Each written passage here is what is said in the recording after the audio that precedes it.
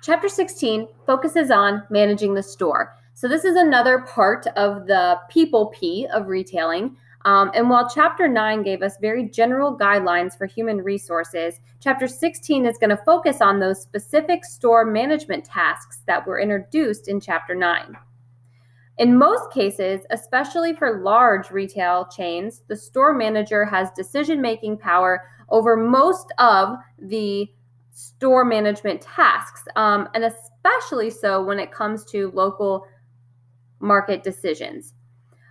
Individual store managers are responsible for as much as $150 million in sales annually, and they're responsible for over 1,000 employees, some full-time, some part-time, some temporary.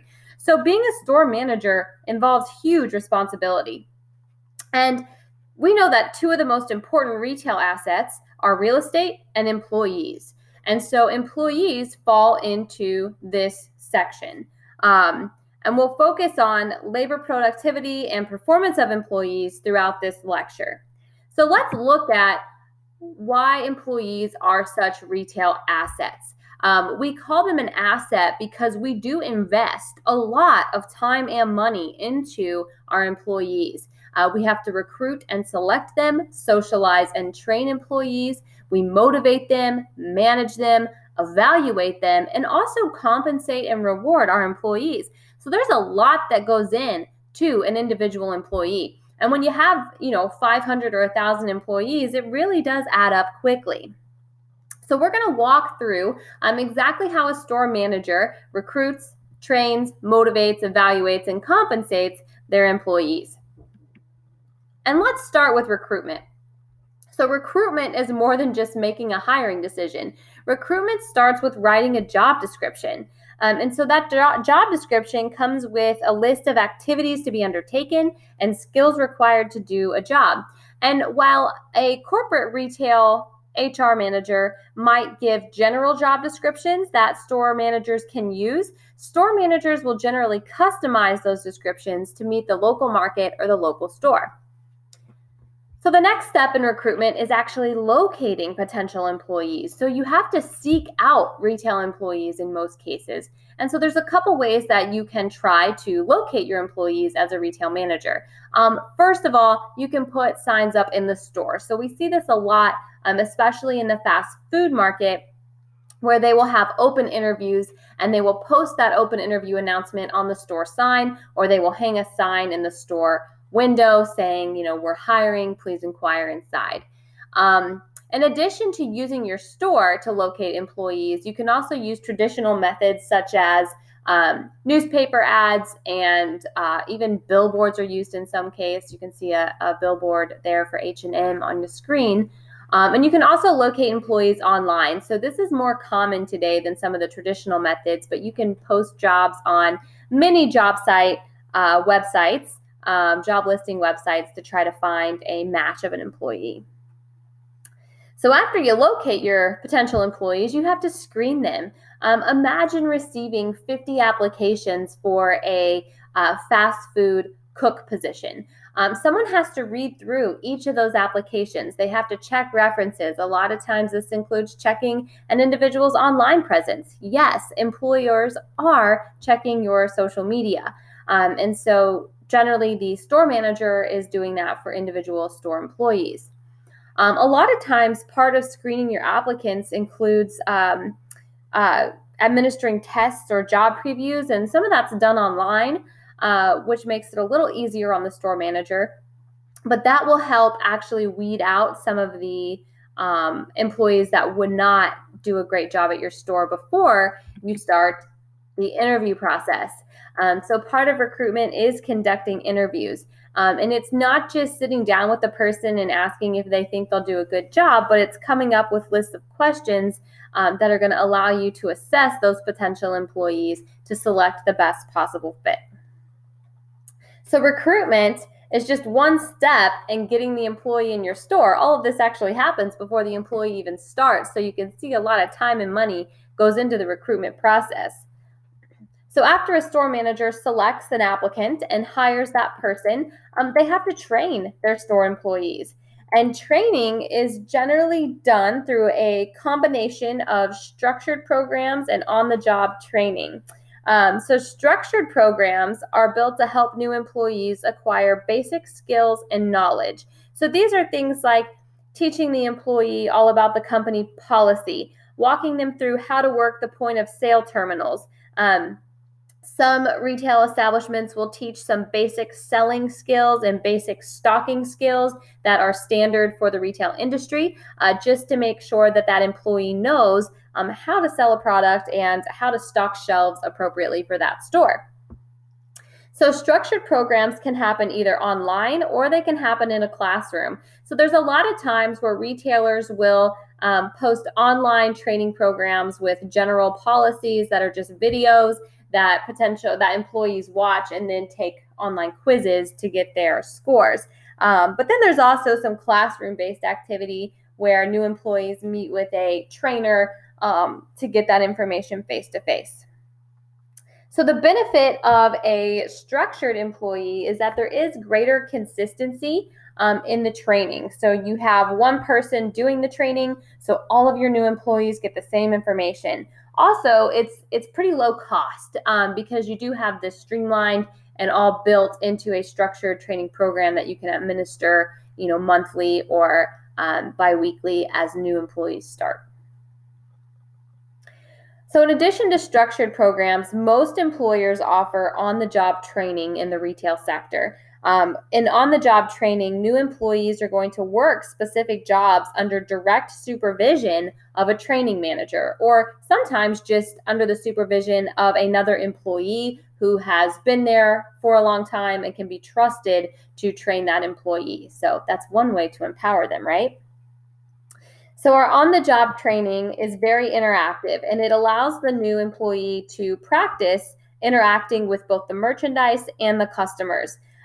So there is a chance to make some mistakes as a new employee doing on-the-job training, but there's also a very big opportunity here to learn from mistakes. And so a lot of people learn by doing, and studies show that hands-on training does help people learn faster. And so having this on-the-job training gives your new employees a chance to do the job while being closely monitored by another employee in an effort to make sure that everything they're doing correctly.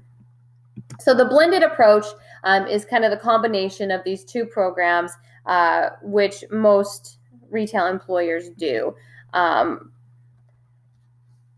So once you have trained your employee, you have to motivate those employees. And so as a store manager, you have to set very specific goals for your employees and provide frequent feedback so that they know that they're doing a good job. So this goes beyond some of the general motivation methods we discussed in Chapter 9. And now we're looking at specific goals for specific employees.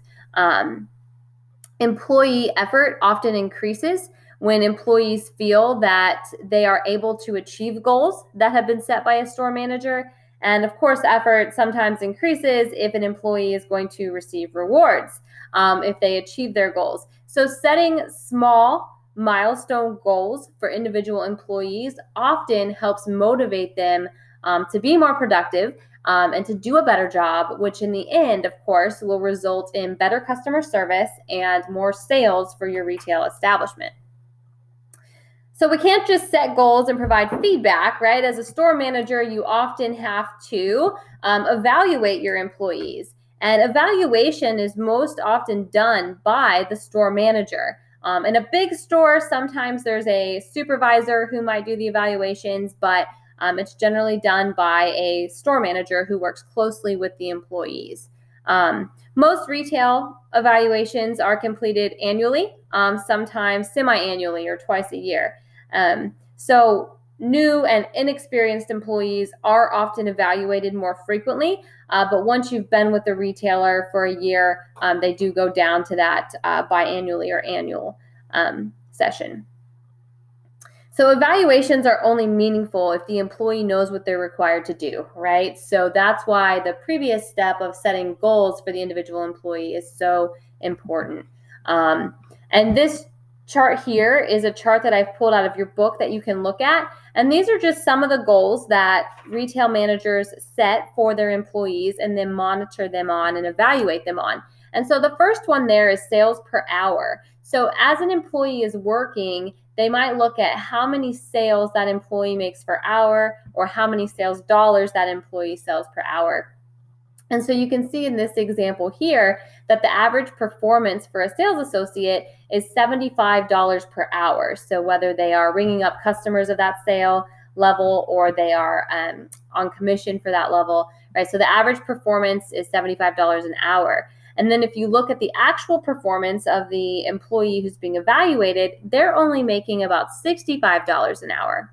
So it's important to sit down and have a conversation with that employee about why their performance might be a little lower. And it could be many reasons, right? One, it could be that he's not doing his job, and so he needs a little bit more motivation.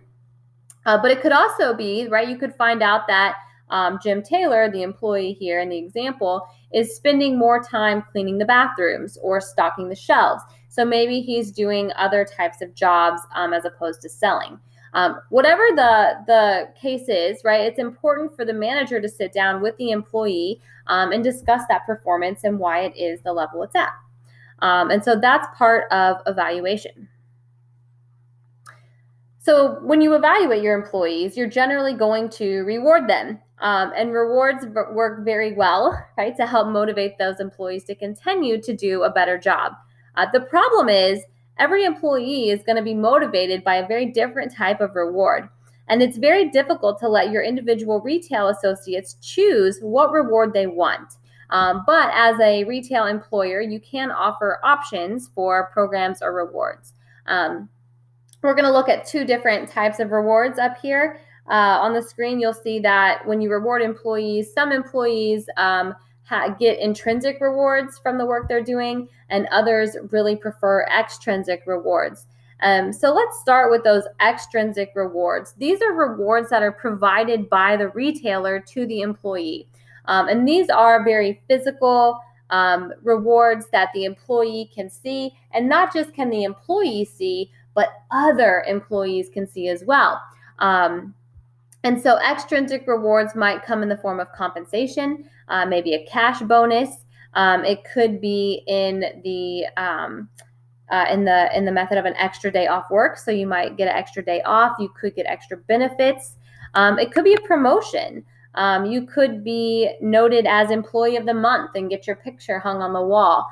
So all of these things are rewards that can be publicly awarded and publicly acknowledged by other employees. So some retail employees prefer these extrinsic rewards that others can see.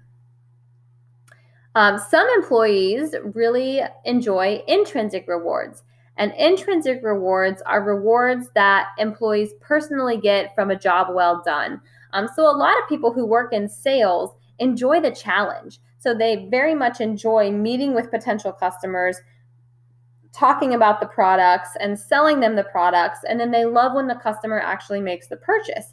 Of course, they want to be paid, right? But generally, sales folks get a reward from interacting with other people. So they get a chance to talk to others and help other people. So intrinsic rewards and extrinsic rewards are valuable in a retail setting.